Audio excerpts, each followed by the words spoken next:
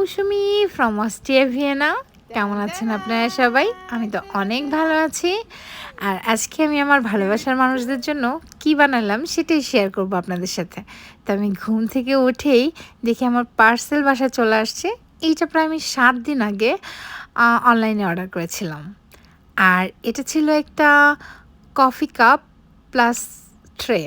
তো এটা খুবই ইউনিক ছিল, সিরিয়াসলি ইউনিক। দেখতে পুরোটাই পিয়ানোর মতো। আর হচ্ছে কি কাপটা আর চামচটা রিয়েলি অ্যামেজিং। আমার তো খুবই পছন্দ হয়েছে।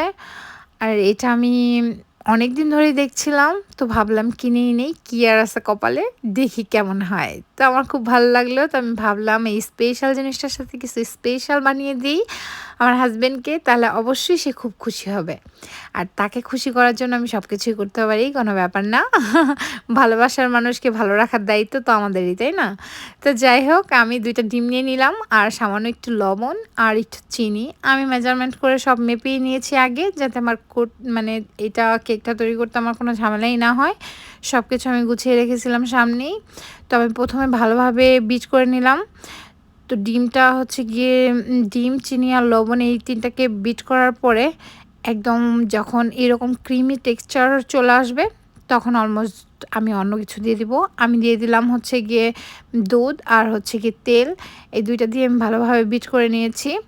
তারপর আমি আস্তে আস্তে সবগুলা উপকরণ দিয়ে দিব। তার মধ্যে হচ্ছে গিয়ে আমি ময়দা রেখেছিলাম ১ কাপ, সেটা আমি দিয়ে দিলাম। তারপর আমি দিব হচ্ছে গিয়ে একটু বেকিং পাউডার আর হচ্ছে বেকিং সোডা, ২টা মিলিয়ে আমি হচ্ছে গিয়ে প্রায় ১ চামচের মতো দিয়েছি। আর হচ্ছে আমি এটার মধ্যে পরে আরেকটা জিনিস অ্যাড করব, সেটা হচ্ছে ভ্যানিলা এসেন্স আর কি বলে ওইটাকে, চকলেট। কারণ আমার কেন জানি মনে হচ্ছে একটু চকলেট কেক বানাই, এটা আমার খুবই পছন্দের আর আমার হাজব্যান্ডেরও পছন্দের। একবার বানিয়েছিলাম, সে বলেছিল দোকানের থেকেও নাকি এটা খুব মজা হয় খেতে। তো ভাবলাম ওকে করে ফেলি। তো ঘরে যে চকলেটটা ছিল এটার মধ্যে একটু স্ট্রবেরি ফ্লেভার ছিল, এর জন্য আরেকটু বেশি ভালো হয়েছে।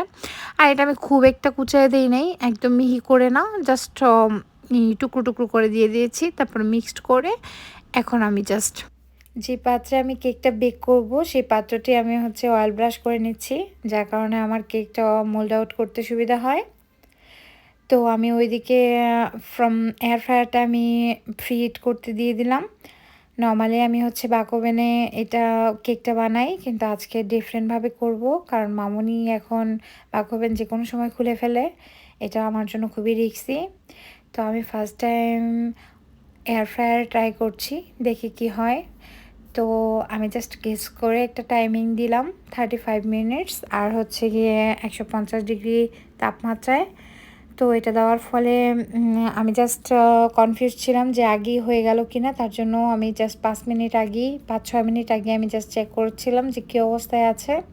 তো আমি 6 মিনিট আগে খুলে দেখলাম যে এটা অলমোস্ট ডান। তো আমার 2 মিনিট আর রাখতে হবে, খুব একটা সময় রাখতে হবে না, 2 মিনিট রাখলেই হয়ে যাবে। তো আমি জাস্ট 2 মিনিট পরে এটা বের করে নিলাম কেকটা। আর বার করার পরে আমি কিছুক্ষণ সময় রেখে দেব ঠান্ডা হওয়ার জন্য। আর এই ফাঁকে আমি দুধ চাটা করে নেব।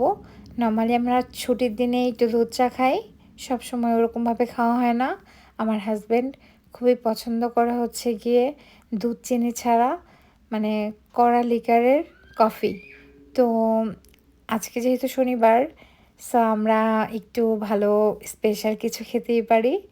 তো যাই হোক, আমার দুধ চা কমপ্লিট হওয়ার সাথে সাথে এইদিকে আমি হচ্ছে গিয়ে কেকটা কেটে নিব। আর কেকটা কাটতে কাটতে ভাবছিলাম যে 1 পিস কেটে আগে আমার হাজব্যান্ডকে দিয়ে আসবো যে কী অবস্থা। যদি ও বলে যে ওর পছন্দ হয়েছে, ওর ভালো লেগেছে, তাহলে আমি এটা কন্টিনিউ করব ভিডিও, তাছাড়া করব না। তো আমার হাজব্যান্ডকে দিয়ে এসেছিলাম এই পিসটা। আর হচ্ছে গিয়ে আমি এখন পরের পিসগুলো কেটে নিব এখনই। জাস্ট আমার কাটতে কাটতে একটা জিনিস আমার মনে হচ্ছিল, যখনই আমি কেক কাটি কেন জানি মন থেকেই মানে বের হয় যে happy birthday to you, happy birthday to you. তো যাই হোক, আমি ফানিভাবে একদম নিজে নিজে বলতে বসছিলাম যে হ্যাপি বার্থডে টু ইউ। তো যাই হোক, তারপরে হচ্ছে গিয়ে এটা কাটাকাটি কমপ্লিট করে আমি এটাকে সার্ভ করব। আর আমার চাটাও তো কমপ্লিট হয়ে গেছে, আমি চাটা এখন ছেঁকে নিব। আর চাটা তো মাই গড, কালারটা দেখেই মনে হচ্ছে ইয়াম্মি হয়েছে। মানে হচ্ছে কড়া লিকারের যারা দুধ চা লাভার আছেন তারা আমার চা দেখে 100% ভাবতেছেন যদি আমি 1 কাপ পাইতাম আমি কনফার্ম। তো যাই হোক, অনেক টেস্ট হয়েছিল, আমি নিজে নিজেই বলে দিচ্ছি কেমন হয়েছিল। আচ্ছা, একটু পরে তো রিভিউ শুনতেই পাবেন। তো যাই হোক, আমার চায়ের সাথে আর এক পিস মানে ট্রের মধ্যে হচ্ছে কাপ মানে কেকটা দিলাম। উফ, কি যে শান্তি লাগতেছে, মনে হয় আমার কেনাটা পুরোই সার্থক। আর আমার হাজব্যান্ডকে বলতেছিলাম যে আমি ড্রয়িং রুমে দিয়ে আসি, সে বললো না এখানেই দাও, আমরা এখানেই আসি। তো তারপর আমরা দিয়ে দিলাম, খাবারটা সার্ভ করলাম। আর আমি জাস্ট, ও তো দেখি পুরো অবাক হয়ে গেছে, কারণ হচ্ছে গিয়ে এটা আমি এখনও দেখাই নাই যে আমি এটা অনলাইনে বেস্টলেম করছিলাম, সরি মানে অর্ডার করেছিলাম। তো এই আর কি। তারপর হচ্ছে গিয়ে ওরা খুব এনজয় করতেছে। বাবা আর মেয়ের এনজয় দেখলে উফ, শান্তি লাগে, কারণ এই সপ্তাহে একটা দিন ওরা খুবই মজা করে। হ্যাঁ, মামুনি তখন আমার কাছে তো আসেই না, সারাক্ষণ বাবা আর বাবা।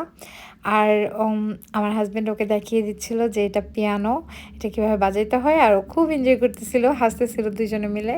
তো হচ্ছে কি আমি বলতেছিলাম প্লিজ রিভিউ দাও যে কেমন হয়েছে খাবারটা খেয়ে। মামুনি তো সকালবেলা উঠেই মানে শুকনো খাবার খায় না, দ্যাটস ওয়াই ও ট্রাই করে নাই।